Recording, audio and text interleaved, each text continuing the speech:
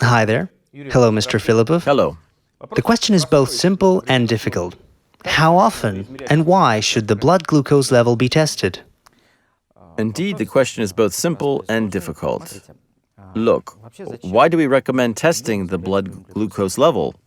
When the blood glucose level deviates from normal, a person typically doesn't feel it. They learn about the abnormalities only after a test. This is a problem, diabetes. One of them.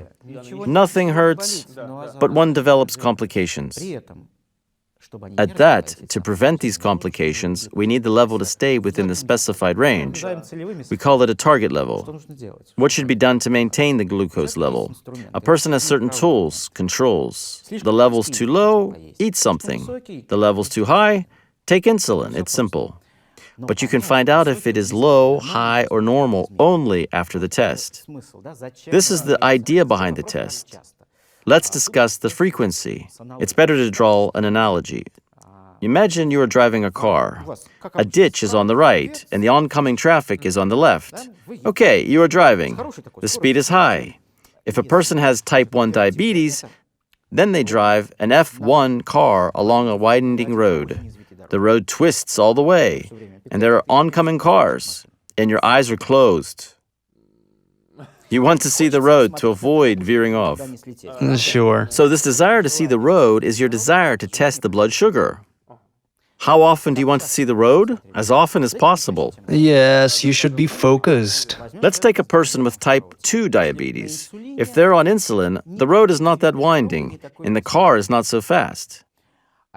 And if we take a person with type 2 diabetes who is still on, who feels well on pills and doesn't need insulin, then they are a locomotive driver. They are looking out the windows all the way and have no need to see the road because they won't jump the tracks.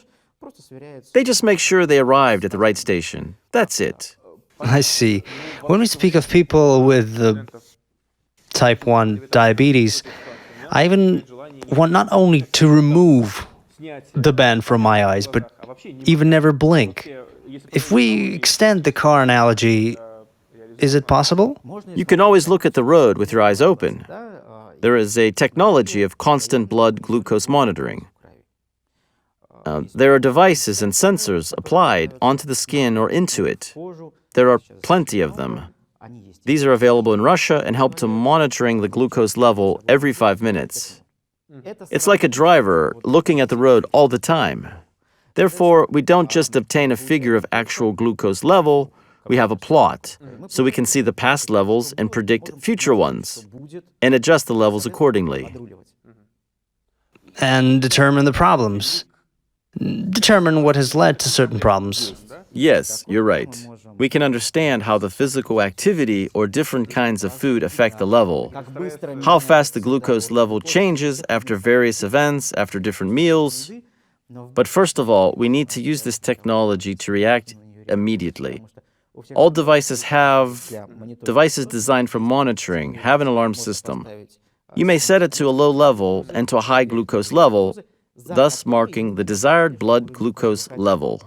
When we reach the limits, or even when we are close to them, the device will buzz and beep, and we'll have time and opportunity to do something and avoid both hypo and hyperglycemia.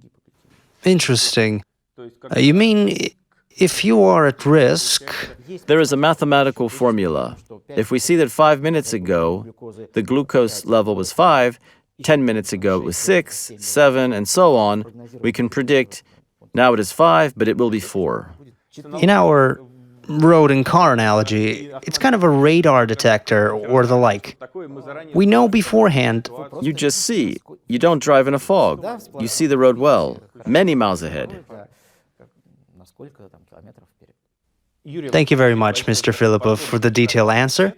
Now I know how to avoid crashing out while driving an F1 car.